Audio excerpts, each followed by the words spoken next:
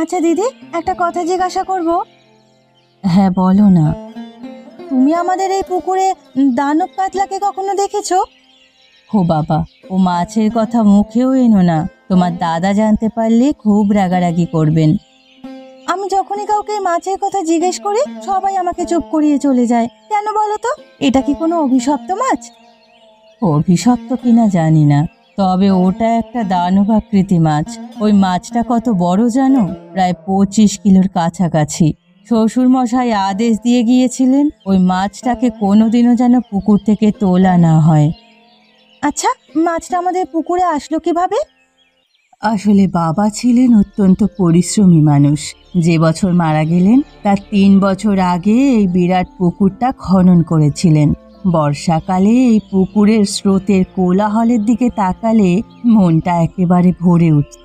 এরকম এক বর্ষাকালে বাবা এই পুকুরে মাছ চাষ শুরু করেছিলেন। তিনি নাকি স্বপ্নাদেশ পেয়েছিলেন। তবে এই পুকুরে মাছটা কিভাবে এসেছিল সেটা আজও রহস্য। যদিও এই বিশাল কাতলাটাকে আজ পর্যন্ত কেউ পুরোপুরি দেখতে পায়নি। এই মাছটা 3 বাড়ির কাতলা নামেই পরিচিত। আমাদের বড় পুকুরেও অনেক মাছ রয়েছে, তবে এত বিশাল বড় কাতলা ওই পুকুরেও কোনোদিনও দেখা যায়নি। কেউ যখন দেখেনি তাহলে প্রমাণ কি যে এমন কোনো মাছ আদৌ এই পুকুরে রয়েছে? আমি তো বাবা নিজের চোখে না দেখে বিশ্বাস করব না। এসব কথা আমার কাছে বলেছ ঠিক আছে, অন্য কাউকে ভুলেও বলো না ছোট, এটা আমাদের বিশ্বাস। আর তাছাড়া বাবা যখন বলে গেছেন তখন বাবা নিশ্চয়ই দেখেছেন, তাই না? কি জানি, আমার তো এসব গল্প কথা মনে হয়। দেখো, আজ তুমি যেটা নিয়ে হাসছো কাল সেটাই তোমার কাছে সব থেকে বেশি বিশ্বাসের জিনিস হয়ে উঠবে।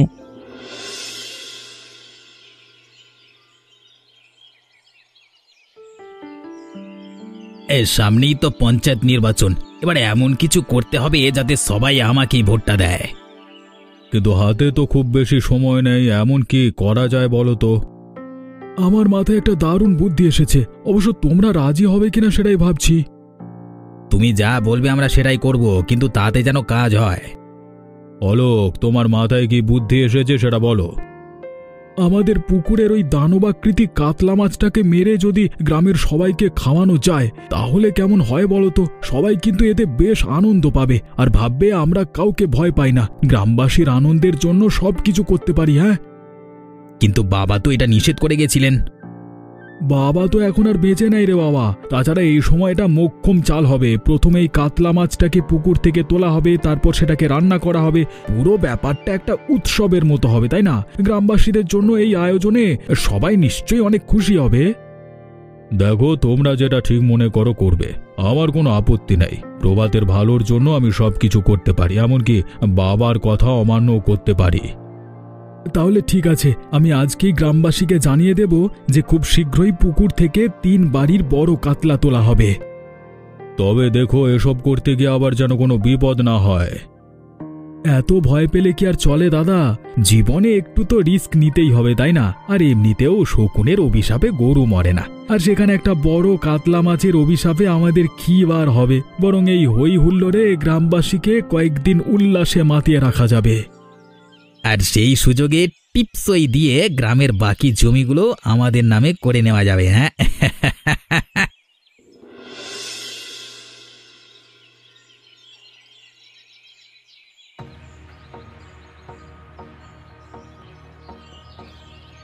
কি হলো? কোনো খারাপ স্বপ্ন দেখেছো?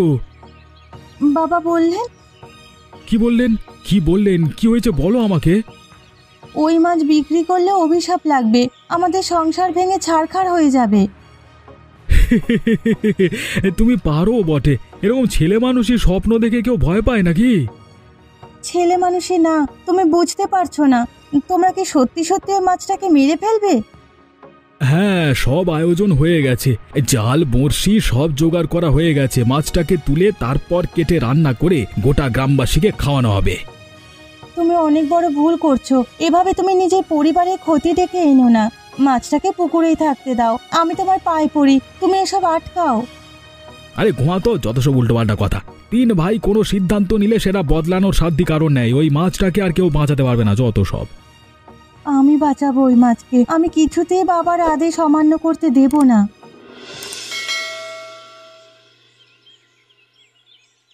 দেখেছো তো কত বড় জাল আনা হয়েছে।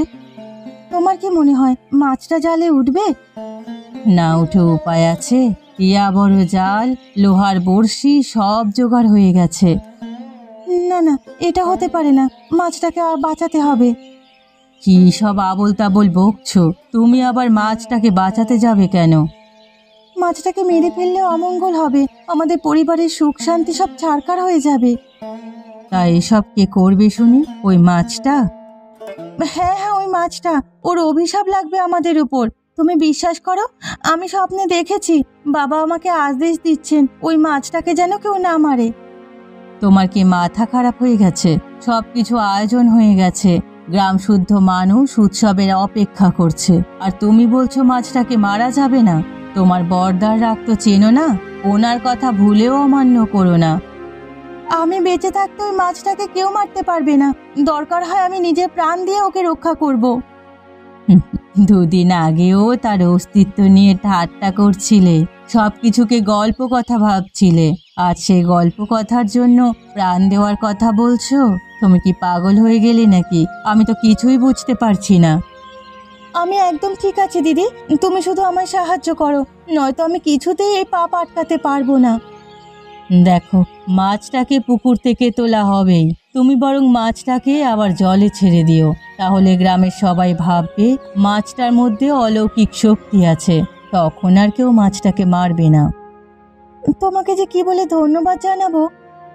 আমি যে তোমাকে এমন পরামর্শ দিয়েছি সেটা কিন্তু তুমি আবার কাউকে বলো না যেন, নইলে কিন্তু আমার মরা ছাড়া আর উপায় থাকবে না। এসব তুমি কি বলছো? প্রাণ গেলে আমার যাবে, আমি এই পরিবারের কারো কোনো ক্ষতি হতে দেব না।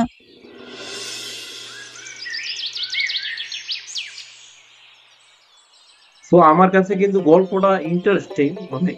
আপনাদের কাছে কিরকম লাগতেছে অবশ্যই কমেন্ট বক্সে জানাবেন। আয় হরি, বস। তুমি সারা রাত এখানেই ছিলে নাকি? হ্যাঁ, গ্রামের প্রায় সবাই তো সারা রাত জেগে বসে আছে। সে কি বিশাল বড় মাছ, কিছুতেই জালে ওঠে না। প্রায় 10 জন জেলে সারা রাত জাল টেনে ওঠালো। কত বড় বড় রুই, সিলভার কার্প, শিঙি, মাগুর উঠলো, কিন্তু সেই কাতলা কৌশল করে বেরিয়ে গেল। তারপর সারা রাত লোহার বড়শি দিয়ে ফাঁদ পেতে ফেলে রাখা হলো। ভোরে দেখি ওই কাতলা সেই ফাঁদও গুঁড়িয়ে দিয়েছে। তারপর 3 ভাইয়ের সিদ্ধান্তে এখন পুরো পুকুর শুকিয়ে ফেলা হচ্ছে। রাত ভর এই কাণ্ড দেখে অনেকে তো অনেক রকম কথাও বলছে। তাই নাকি? কি বলছে গো সবাই? অনেকেই বলছে এটা নাকি কোনো সাধারণ মাছ না, এটা পুকুরের দেবতা। এই কাতলাকে মারলে 3 বাড়ি অভিশাপে শেষ হয়ে যাবে। তোর কি মনে হয়, এগুলো ঠিক? আমাদের কি কাকা, যাই বলো, 3 বাড়ির কর্তা বাবুরা আমাদের তো কোনোদিনও তেমন কোনো সাহায্য করেনি, শুধু নিজেদের আকের গুইচেছে। হ্যাঁ, তো এখন আমরা কেন ওদের ভাবতে যাব? যা পারে করুক কলা। সে তো অবশ্যই ঠিক বলেছিস।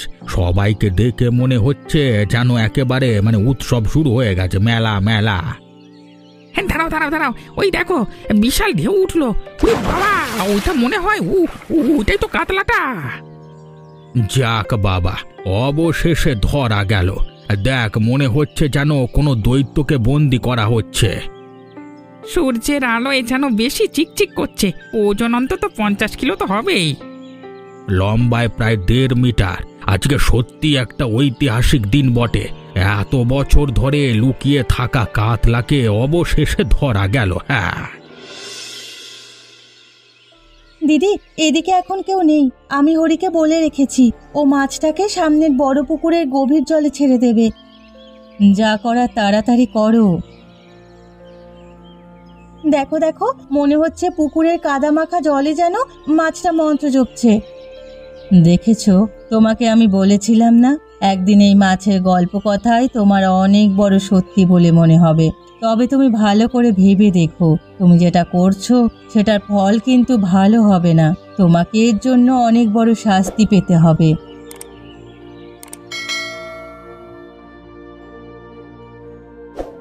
আমি এসে গেছি বৌদি, কি করতে হবে বলো? এই মাছটাকে নিয়ে গিয়ে সামনের বড় পুকুরটা ছেড়ে দাও। খুব সাবধান, কেউ যেন না দেখে। আর এই নাও, তুমি যে মহান কাজটা করছো তার জন্য আমার এই বালাটা তুমি রাখো। না বৌদি, আমার এটা লাগবে না, আমি এক্ষুনি যাচ্ছি।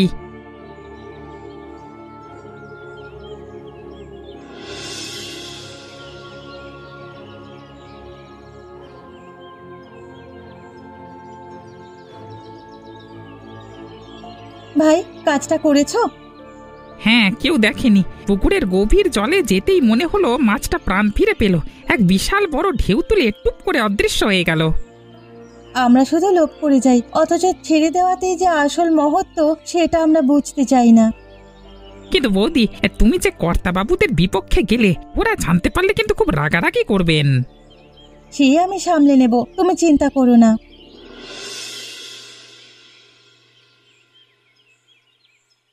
এই কাজটা ছোট বৌমা কেন করেছে? ও স্বপ্ন দেখেছিল মাছটাকে মারলে আমাদের পরিবার ধ্বংস হয়ে যাবে, তাই বোধহয় ও। আমার সিদ্ধান্ত অমান্য করায় ওর কি শাস্তি হতে পারে তোমার কোনো ধারণা আছে? আমি জানতাম না যে ও এমন কোনো কাজ করবে।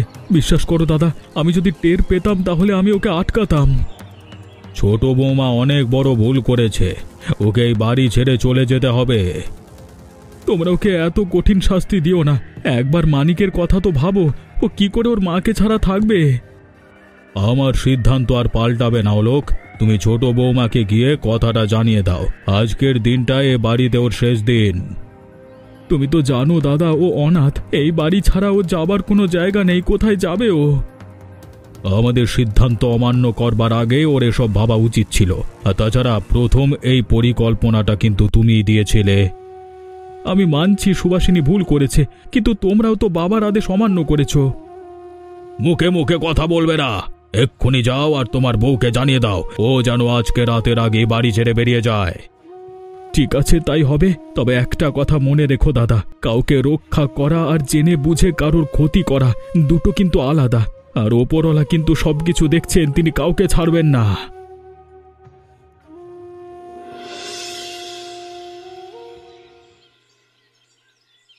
তুমি এত বড় একটা কাণ্ড ঘটানোর আগে একবার তোমাকে জানাতে পারতে। সেদিন আমি বলেছিলাম মাছটাকে তুলতে না, তখন তো তুমিও আমার কথায় গুরুত্ব দাওনি। স্বপ্নাদেশ পাওয়ার পরেও আমি কি করে এত বড় একটা পাপ করতাম তুমি বলো? গ্রামের মানুষ ভাবছে সত্যি বোধহয় মাছটা পুকুরের রক্ষক দেবতা, সেই জন্যই সবার অগোচরে নিজের জায়গায় ফিরে গেছে। ভাগ্যিস বড় পুকুরে ফেলেছে, নয়তো অন্য কোনো পুকুরে দিলে হয়তো কারোর চোখে পড়তো, আমাদের নিয়ে সবাই ছিছি করতো, ভাবতো আমরা এতটাই ভীতু যে মাছটাকে মেরে কাটবার বদলে আবার জলে ছেড়ে দিয়ে এসেছি। মাছটাকে দেখে খুব কষ্ট হচ্ছিল গো। যাও যাও, এবার বাড়ি থেকে বেরিয়ে যাবার প্রস্তুতি নাও। আর কি করবে? হ্যাঁ, সেই বরং ভালো। তোমার একটুও কষ্ট হচ্ছে না? একটুও ভয় করছে না? না, মানিককে সবাই অনেক ভালোবাসে। আমি এখানে না থাকলেও মানিকের তেমন কোনো অসুবিধে হবে না। তুমি কি করে ভাবলে আমি তোমাকে যেতে দেব? আমি ঠিক কিছু না কিছু একটা উপায় বের করব। দাদা যখন একবার সিদ্ধান্ত নিয়ে ফেলেছেন তখন আর কোনো উপায় খুঁজে লাভ নেই। ঠিক আছে, যেখানে ইচ্ছে চলে যাও। হ্যাঁ, একটু পরেই চলে যাব। তারপর আর কোনো দিন আমার দেখা পাবে না। হরি, তুই এখানে বস, তোর সঙ্গে আমার কিছু কথা আছে। সুভাষিনী, বড় বৌদি তোমাকে ডাকছিলেন। যাও, কি বলে একটু শুনে আসো তো। কর্তাবাবু, আমি কোনো ভুল করিনি। বৌদি আমাকে একটা আদেশ দিয়েছিলেন, আমি সেটাই মান্য করেছি। ঠিক আছে, কিন্তু এবার তোকে আমার আদেশটাও পালন করতে হবে। কি করতে হবে বলুন? দাদা সুভাষিনীকে এ বাড়ি থেকে বেরিয়ে যেতে বলেছে। যদি সুভাষিনী সত্যি সত্যি বাড়ি ছেড়ে বেরিয়ে যায়, তাহলে তুই সবার সামনে এসে বলবি মাছটাকে তুই নিজের ইচ্ছে জলে ফেলে দিয়েছিস। সুভাষিনীর কোনো দোষ নেই, যা কিছু হয়েছে সবকিছু তুই আমাদের উপর বদলা নেওয়ার জন্য করেছিস, কারণ প্রভাতদা অন্যায়ভাবে তোর জমিটা কেড়ে নিয়েছিল। ঠিক আছে, আমি তোমার আদেশ মান্য করব। সুবাসিনী বৌদি আমায় ভাই বলে ডাকে। ভাই হিসেবে দিদিকে রক্ষা করাটা আমার কর্তব্য। তার জন্য আমার যা শাস্তি হয় আমি মাথা পেতে নেব।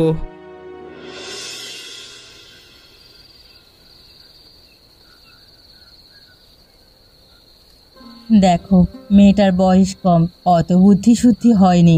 ওকে বাড়ি থেকে বের করো না। মাছটাকে কাদা জল থেকে তুলে বড় পুকুরে কিন্তু হরিই ফেলেছিল। হরি সব স্বীকার করে নিয়েছে। দরকার হয় তুমি হরিকে গ্রাম ছাড়া করো। আর তাছাড়া এটা তো সত্যি যে ওর জমিটা ওর থেকে অন্যায়ভাবে কেড়ে নেওয়া হয়েছিল। যাই বলো, অন্যায়ের শাস্তি একদিন না একদিন পেতেই হয়। কি বলতে চাইছো? আমার ভাই চিটিংবাজ?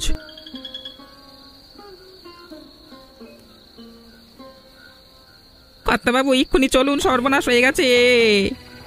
কি হয়েছে? ছোট বৌদি বাড়ি ছেড়ে চলে গেছে। ছোট কর্তাবাবু আর মেজো কর্তাবাবু খুঁজতে বেরিয়েছিলেন। মেজো কর্তাবাবুকে সাপে কামড় দিয়েছে, দাদাবাবু মারা গেছে। তুমি কি করলে ওপরওয়ালা? আমার ভাইটিকে আমার কাছ থেকে কেড়ে নিলে। অলোক কোথায়? ও ঠিক আছে তো? আর সুভাষিনীকে খুঁজে পাওয়া গেছে? না না, বৌদিকে পাওয়া যায়নি। অলোক দাদাবাবু আর গ্রামের কয়েকজন মিলে প্রভাত দাদাবাবুর মৃতদেহ বাড়ি নিয়ে আসছে। ওই অলক্ষণে মেয়েটার জন্যই আমার ভাই শেষ হয়ে গেল। ওকে আমি কোনো দিনও ক্ষমা করব না।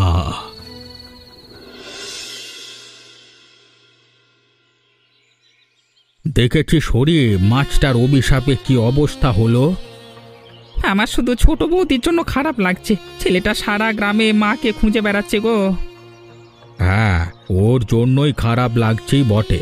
শুধু শুধু বড় কর্তা বাবুর জন্য ওকে আর ওর মাকে শাস্তি পেতে হলো। হরি, একটু খুঁজে দেখ না, ছোট বউটা নিশ্চয়ই আশেপাশের কোনো গ্রামই গেছে। মা মরা মেয়েটাকে রাতে এভাবে বের করে ওরা ঠিক করেনি। গ্রামের সবাই তো ঠাট্টা করছে, বলছে একটা মাছের অভিশাপে এভাবে পুরো পরিবার ছারখার হয়ে গেল। ওরা আমাদের কি করে বাঁচাবে? এবারে পঞ্চায়েত নির্বাচনে মিহিরদার পাল্লা ভারী। যতই হোক, প্রভাত কর্তাবাবুর থেকে তো শতগুণে ভালো মানুষ। এলাকার মানুষের জন্য অনেক কিছু করেছে। সে তুই ঠিকই বলেছিস। আমরা কি কিছু বুঝি না নাকি? আমাদের বোকা বানানোর জন্য মাছ তোলবার মতলব করেছিল। এখন দেখো নিজেদেরই কি অবস্থা। ভাই ভাই ঝামেলা আর ওপরে ওপরে মিলমিশ দেখায় যত সব। ঠিক আছে, আমি এখন যাই, দেখি ছোট বৌদির কোনো খোঁজ পাওয়া যায় কিনা।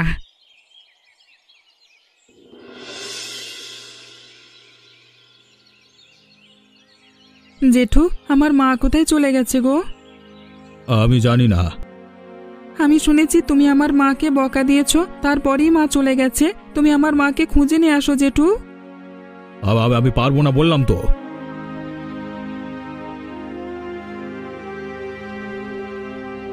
দেখেছো তো ছেলেটার কি অবস্থা? এখনো জেদ ধরে থাকবে? তোমার জেদের জন্য আজ আমাদের পরিবারের এই অবস্থা। কে? আমার জন্য এই অবস্থা? হ্যাঁ, তুমি যদি প্রভাতকে একটু সদ্বুদ্ধি দিতে তাহলে এই গ্রামে ওর নামে এত দুর্নাম হতো না। ছোট বাড়ি থেকে চলেও যেত না। আর না তো প্রভাত সাপের কামড়ে মারা যেত। এখন বাচ্চাটারও কান্নাকাটি করে খারাপ অবস্থা। সব দোষ যখন আমার, তাহলে আমি এ বাড়ি থেকে চলে যাচ্ছি। দাঁড়াও দাঁড়াও, এমন করো না। সারা গ্রামের মানুষ আমাদের নিয়ে ঠাট্টা করছে। তুমি আর লোক হাসিও না। আমি লোক হাসাচ্ছি? আমি আমার ভাইকে হারিয়েছি, আর তোমার এসব লোক হাসানো মনে হচ্ছে? তুমি তোমার ভাইকে হারিয়েছো, এবারও কি মানিককে হারাতে চাও? দেখো ছেলেটা কেমন করছে। মানিক, এই মানিক, কি হয়েছে? মা, মা তুমি কোথায় মা? মানিক, মানিক ওঠ মানিক, আমি তোর মাকে খুঁজে নিয়ে আসবো রে। একবার তাকা মানিক, একবার তাকা। ওকে এক্ষুনি হাসপাতালে নিয়ে যেতে হবে, তাড়াতাড়ি চলো। হ্যাঁ হ্যাঁ, তুমি অলোককে ডেকে আনো। তোর জেঠু তোকে কিচ্ছু হতে দেবে না রে মানিক। তোকে হাসপাতালে নিয়ে যাচ্ছি, তুই এক্ষুনি ঠিক হয়ে যাবি। তোর মাও ফিরে আসবে ছোট বৌমার কাছে। আমি ক্ষমা চাইবো, আমি ক্ষমা চাইবো। তুই শুধু সুস্থ হয়ে যা বাবা। গল্পটা কিন্তু আমার কাছে অসাধারণ লাগতেছে। তুমি আমাদের বংশের প্রদীপ মানিককে সুস্থ করে দাও। আমার পাপের শাস্তি তুমি ওকে দিও না। ও তো একটা অবোধ বাচ্চা। বাবা তো আমার ওপরেই এই পরিবারের দায়িত্ব দিয়ে গেছিলেন। আমি আমার দায়িত্ব পালনে ব্যর্থ হয়েছি। না আমি প্রভাতকে ঠিক ভুলের শিক্ষা দিতে পেরেছি, না আমি সুভাষিনীকে যোগ্য মর্যাদা দিতে পেরেছি, আর না আমি বাবার আদেশ পালন করতে পেরেছি। ওপরওয়ালা তুমি আমাকে নিয়ে নাও, কিন্তু মানিককে সুস্থ করে দাও। তুমি যতক্ষণ না মানিকের জ্ঞান ফেরাবে আমি জলও পান করব না, এই মন্দিরেই থাকবো।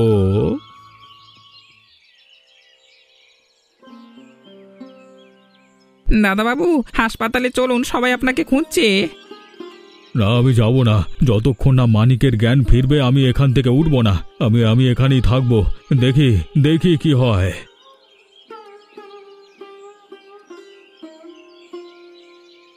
আমি ফিরে এসেছি দাদা, আপনি হাসপাতালে চলুন। তুমি কোথায় চলে গেছিলে মা লক্ষ্মী? আমার জন্য তোমার অনেক কষ্ট হয়েছে তাই না? আমার জন্য তোমার ছেলের আজকে এই অবস্থা। আমি জানি তুমি কোনো দিনও আমাকে ক্ষমা করবে না। এভাবে বলবেন না দাদা, আপনি আমার গুরুজন। আমার মা বাবাকে আমি ছোটবেলায় হারিয়েছি। আপনি আর দিদি আমার কাছে আমার মা বাবার মতো। আমার কোনো অন্যায় হয়ে থাকলে আমাকে ক্ষমা করে দেবেন। না না না না, অন্যায় আমি করেছি, তার শাস্তিও আমি পেয়েছি, কিন্তু আর না। আমি আমার সব ভুল শুধরে নেব। আপনার চোখ মুখ কেমন লাগছে? আপনি কিছু খেয়ে নিন দাদাবাবু। হ্যাঁ ভাই, তুমি দাদাকে কিছু খাইয়ে হাসপাতালে নিয়ে এসো। আমি হাসপাতালে গেলাম। ঠিক আছে বৌদি।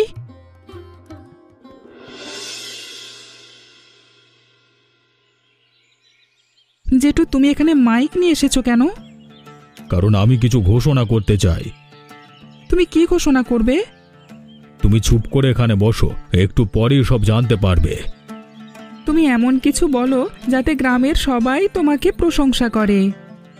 হ্যাঁ মানিক, আমি আমার ভুলগুলো শুধরে নেওয়ার চেষ্টা করছি। আমি আপনাদের সবার কাছে ক্ষমা প্রার্থী। আমি আজকে কিছু কথা বলতে চাই। আমি হয়তো গ্রামের প্রভাবশালী ব্যক্তি, কিন্তু আমি কখনো তোমাদের কাছের মানুষ হয়ে উঠতে পারিনি। তোমাদের প্রাপ্য জমির ভাগ তোমরা পেয়ে যাবে। আর হ্যাঁ, আমি এত বছরে যা কিছু টাকা পয়সা জমিয়েছি তার বেশিরভাগটাই আমি একটা ভালো কাজে খরচ করতে চাই। আমি আমার ভাইয়ের স্মৃতির উদ্দেশ্যে আমাদের গ্রামে একটা উচ্চ বিদ্যালয় তৈরি করতে চাই, যার নাম হবে প্রভাত ফেরি হাই স্কুল। জেঠু, আমিও কি তাহলে এই স্কুলেই পড়বো?